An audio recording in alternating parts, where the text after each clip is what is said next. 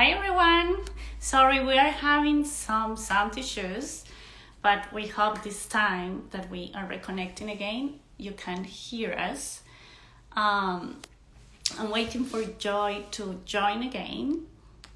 Sorry, for Koi to join again.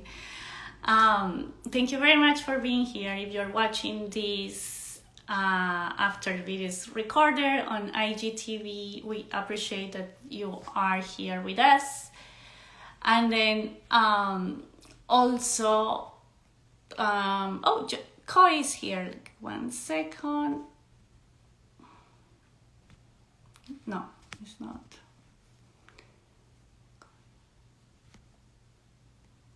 No, sorry. Yes, Koi is here. Sorry, I was confused.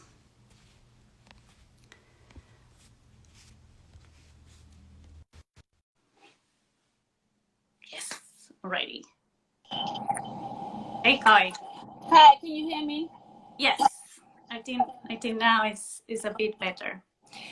So, Koi, thank you again for being here with us today. For the ones that were here before, I'm going to repeat just because this is going to be recorded. Then I was saying that Koi is one of our followers. We also follow her. We admire her. It's one of our clients. And then we have seen in the last years how Koi have grown and the impact that yoga has had in her life and in her being. And then I wanted to invite Koi just to share a bit of what yoga has contributed to her life in a positive way, and also how she has somehow paid forward. So let's start again about how you found yoga, or how yoga found you. I think your story is really nice. Okay. Like I said, I felt yoga not initially. I started at the yoga room, and I was familiar with Pilates, and they had a 3-week promotion. So I did everything: hot Pilates, standard Pilates, the mat Pilates, any cardio they had, just unlimited for 3 weeks, and that was in 2013. And then from there, I returned back to school. I wasn't really doing anything much as far as health wise. And then I rejoined the yoga studio, the yoga room, back in January 2016. And I was just doing Pilates. And then I seen a photo of a sister by the name of Rachel Yoga doing a deep forward fold and a tank, some shorts, and it was very simplistic, but it was beautiful. And she was very flexible, and it really spoke to me. And I said I want to do that.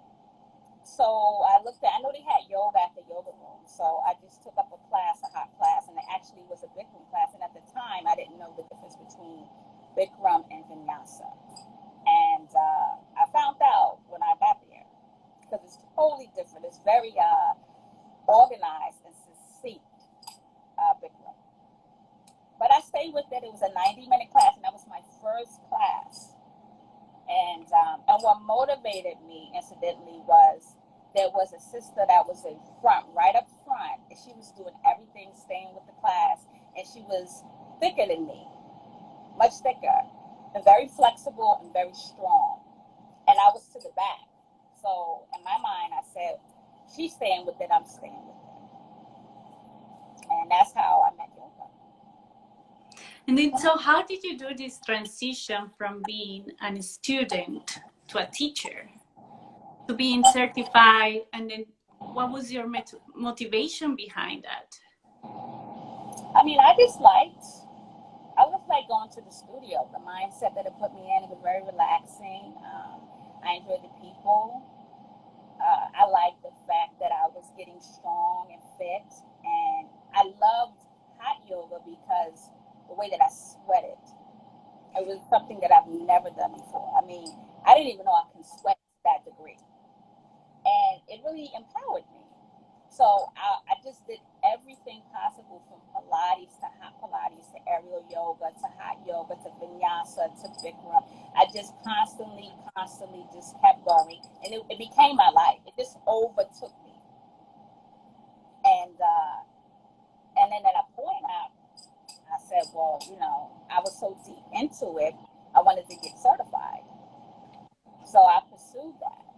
And since I was at the yoga studio so much, because actually when you do a certification, you have to apply, and they have to see your progression within that year's time, that you had a commitment, that you have a practice, before you can even apply to a yoga certification program.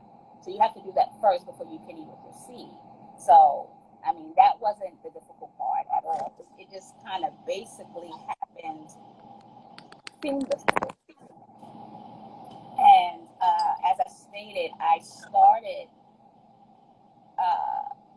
yoga in August 2016, and I took my certification in August 2018, 2 years from the date. But that was my life. That was what I was doing, yoga, Pilates. So out of curiosity, do you keep doing Pilates, or now you are completely into yoga? I still do Pilates, not as much though, but Pilates is excellent because transitioning from Pilates to yoga, it gave me the core strength to do certain asanas that at the rate that I was doing Pilates and yoga. If I wasn't doing Pilates first, I wouldn't have been able to do those certain asanas like crow pose, those more challenging poses, had I not did Pilates first. Right. It's interesting. You do have some students, people that are just basically Pilates students, and then you have people who just do yoga, and they stay in that lane. Where I just mixed it up. I have fun with it, and that can happen. It just, to me, it makes sense to do everything. It's unlimited. Why not try everything? Right, and I guess one of the strengths of Pilates is to get your core really, really strong, which it helps tons when you do also yoga, right? Mm-hmm. Because it all works the core, and so does yoga. So if you have a strong core, I mean, that's half the battle right there. I'm just kind of like, I'm looking because I have a new puppy, and he's messing around doing things, and I'm just trying to make sure he doesn't get into too much trouble with my cat. I know puppies are sometimes very naughty. Like little babies. I know. When we had, our dog is now 2 years old, but once I was working and I wasn't paying attention, and then he ate one of the arms of the sofa. Like, it was... Yeah, because he does that. He jumps around the mall, and he's still small. He's not realizing that he can't do that. Yeah, exactly. Well, and then in one of our conversations, you were mentioning that thanks to yoga, you had like a new calling, or something came kind of new, or maybe flourish, because I guess it was more already there. Would you like to talk in a bit about your new calling? It wasn't so much of a new calling because it was a sense of my mind, my sense of direction, the mindfulness and the focus that yoga instilled on me, and the way that I took that and applied it to my day-to-day life. When people say yoga is a way of living, it is, because yoga is it's broken up. You have the asanas, and that's just one part. That's one limb of yoga, and there's 7 more. And there's a philosophy to it. It's a way of living. So you transfer that from the mat to your life. Like for instance, one of the other limbs is ahimsa and satya. Satya is living in your truth. Being mindful, being truthful, being honest. And you can take that and put it into your daily living. Okay? And ahimsa being respectful to yourself and others, and mindful of the way that you conduct yourself with others and yourself. So that's another limb that you can apply to your daily living. So it's a whole way of living. It's not just one part, you know. So it's changed my life in so many different ways. And then, can you please tell us a bit about Fly Ageless? I believe you're an ambassador. Yes. And I find that what they do is amazing. Could you please share a bit more? Oh, yeah, sure, of course. Kimberly Button, that is my girl.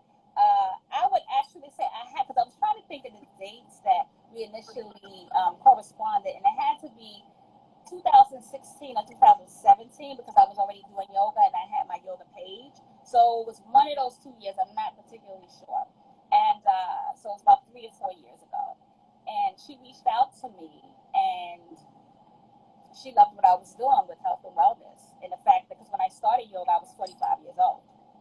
So, you know, the Fly Ageless is a movement for Black women and men over 40 that are healthy, they travel. It's not like, okay, you're 40 and life ends for you. It very much is beginning. And I represent Fly Ageless in that mirror of this is what we do at 40. And Kimberly reached out to me and asked me to be ambassador, and I was very honored to do that. And I said yes. You know, she does get together since the pandemic, but before the pandemic, we had in different states. She would have socializations, parties, people to get together. So we're not just doing it online. You will actually meet the people that you correspond with online. You actually see them as people. Mm-hmm. So I met her at one that she did in New York.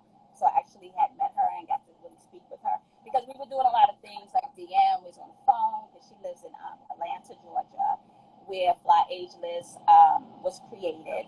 And when she came to New York, I was able to meet her. And before the pandemic, we was just getting on building a wellness program for yoga for women and men over 40. So, and this is something very important that you are here talking about, and is sometimes as we age, and some of us feel like there are limitations. And I think one of the things that you have shown is like age doesn't have limits to start something new, right? And I think I find personally this beautiful that you started something new, became teacher. And I'm not, of course, not saying that you are all that old. I'm 42. I'm 42, so it's like you started at 40s. 50 next year, and I'm proud of it. Yes, exactly. But I think it's the courage to do it that makes the difference, because there are many people that think that whatever you didn't do in your 20s, 30s, then it cannot be done, or you have to stay with wherever you started. And I think we discover our passion at really any age, and we can start from scratch at any age, right? And I think this is something that you have done, and the fact that you are a Fly Ageless ambassador, it says a lot. Yes. I'm sorry. That's what Fly Ageless exudes. The fact that you're 40 and over, and it's just a number, you know. And when they say it's nothing but a number, that is true to form. It's where your mental is at, and that's what Fly Ageless is. So it empowers anyone that's 40 and over, because we have people that are 40, 45, 50, 65, 70, 80. And when you look and see the things that they're doing and accomplishing, it never stops. it never stops unless you want it to stop. You know, so that's inspiring within itself. When I see someone who's 50 or 70 and they're doing whatever, they're traveling and they're looking good and they're feeling good about themselves, you know, it inspires me and it motivates me to continue on. So being an ambassador to Fly Ageless is an honor. So, as an ambassador, what do you have to do? I'm sorry? As an ambassador of Fly Ageless, what do you have to do? Well, depending on what your platform is, and as an ambassador, for me, it's health and well-being and yoga. For someone else, it could be travel. For someone else, it could be teaching. It depends on who you are as an ambassador, and that's what you represent. So, and Kim will correspond with you accordingly. See, for me and her, it was yoga, but we never got it off the ground yet, right before the pandemic. But that was the goal. Great. And then, so who do you admire today? More of a general question. Is there anyone that you have a deep admiration? Yes. Debbie Allen. Why? I would say I was a fan of Debbie Allen since I was 9 years old, and she did Fame. She exudes. She's powerful. She's strong. She's determined. She's fearless. She's fly. She's bold. She's everything that I wanted to be and aspired to be at 9, but I just couldn't articulate those words. But when I was younger, I was very much a tomboy, and I used to dance. You know, I never expounded on that, but at the time when I was 9 and 11, because the movie came out in 9, Fame, and then the series came out when I was 11. And everything that Debbie Allen has did since then with Broadway, movies, directing, acting, her academy that she has, a dance academy and a California Dada dance, Debbie Allen's Dance Academy for the youth, for children and above in dance. She's unstoppable. She's a force. So I had said that, and I remember one time I was talking to my brother, and we were talking about different people that we admire. If you could talk to somebody dead or alive, and I had said Debbie Allen, and I know a lot of people say Oprah, and I love Oprah too, and I wouldn't mind speaking to Oprah, but Debbie Allen is just, she's me. If I could have been anyone, that's who I would want it to be. And just to have a conversation with her, you know, I'm in awe of her still to this day. So Debbie Allen, definitely. Well, that's great. And I think is well, you're doing it, right? Mm-hmm. You're following her steps in a different way, but you are. Thank you. And this is amazing. I think it's so important to have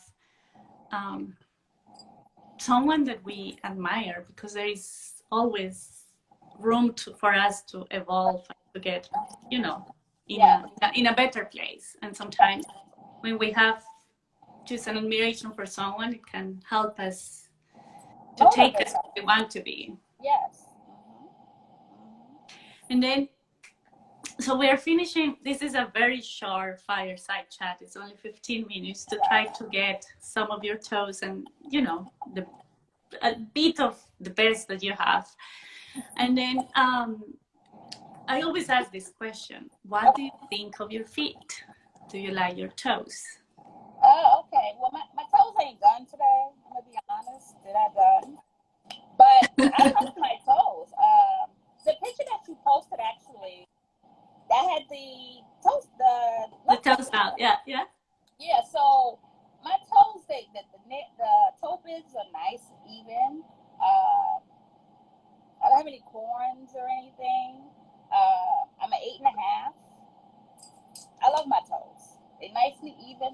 I have no problems with my feet. And that's the thing too. When you go to studios like yoga studios and Pilates. Not so much Pilates because you can cover your feet up if you're working on a reformer and things like that. But when you do yoga, you have to take and bare your feet. And for a lot of people, that's an issue, But what yoga embodies is that you check your ego at the door and you let that go. And when it becomes habit and you're doing it often, you don't even think about it anymore. And that's when you know that you are evolving, you are changing, So that's a little tidbit, but it's something huge. And then, yes, like what you're saying is one of the reasons that we also created Tucketts, because Tucketts is not only, it's about the foot-brain connection, and by the fact that you have your toes out, you keep that barefoot sensation, but it's also about self-acceptance. So what I have discovered is that there are quite few people, and I said many, that don't like their feet, that they don't accept their feet. And it's not about having beautiful or not feet. Like, it's not about that. It's about, like, there are many parts of our bodies that probably we don't like, but toes and feet is something that we can hide under socks or shoes.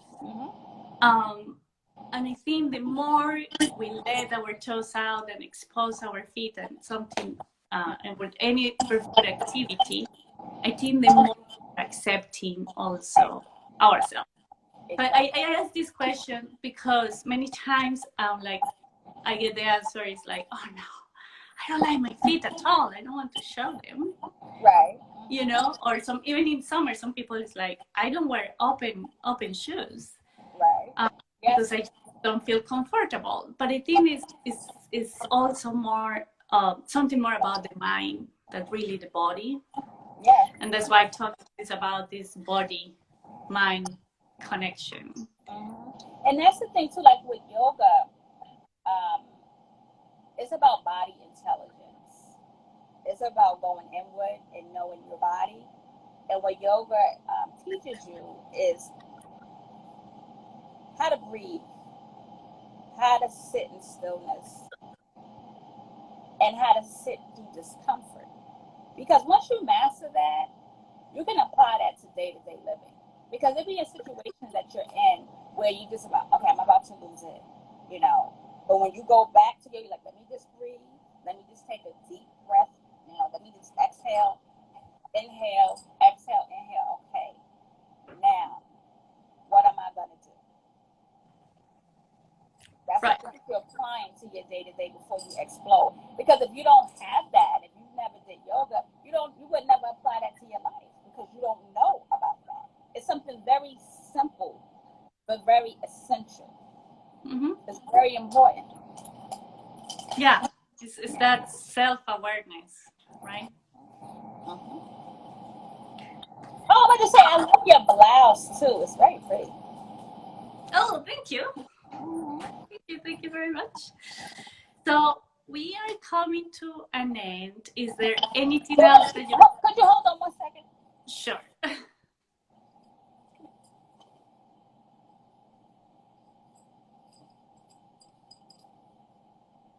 Oh, look at that beautiful Bobby. What's his name or her name? His name is Blue. He was into some newspaper, like books I have down there, and he was trying to get them. And I wanted to make sure. Yeah, he's messing up my books. Thank you. Thank you, Koi, for this. Is there anything that you would like to add before we end it?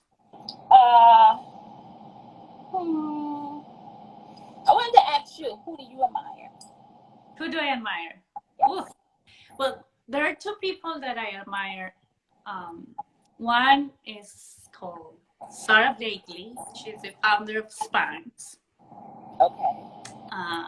She's another entrepreneur, and I admire her so much because she's fearless. She managed to build her company without any debt. I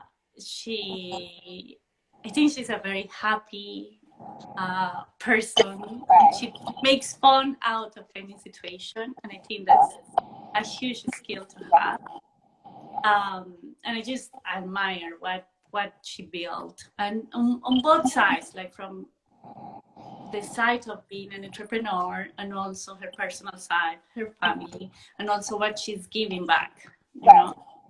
And the other person that I admire, her name is called Yvonne Laborda. She is someone from Spain. She called herself a humanist, is a therapist, but her work and what she does is about healing your inner child. And when you heal your inner child, and if you are a parent, you know, you can parenting way better with respect to that child without controlling, you know, passing the fears. And somehow it's breaking those generational change that come from, you know, that we carry. And then so and somehow for me those two women are very complementary, even if they work in different areas. But I think you really need to be aware of who you are, where you come from, what you carry with you.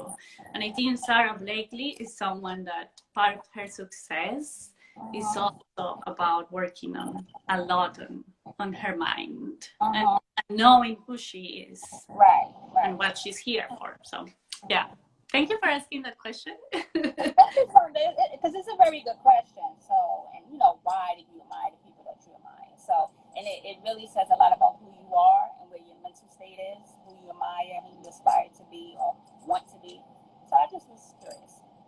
Thank you for sharing. Yeah, like for example, for me it's clear I have two missions. Like one mission that comes through supporting women, the diversity in manufacturing, and then taking care of our planet, and that kind of is through Tucketts. And my other big mission is being a mom and giving back to society, a human being that, you know, is happy, tranquil, and can help to build peace. But that is only if you are peaceful inside. There is no need to have any wars or fights or anything. So here I am. It's about energy, because two people meet. One has a negative, one has a positive. When they separate, it's only going to be one energy. So either the person who has the positive energy is going to invoke, and the person who has the negative will attain that, or be vice versa.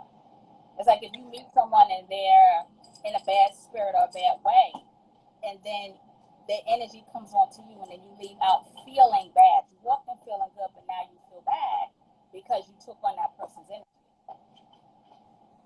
So, you know, I've been in those situations too, where I feel, okay, I'm starting to feel away, and this is not how I came in, but this person's energy, I'm taking on their energy.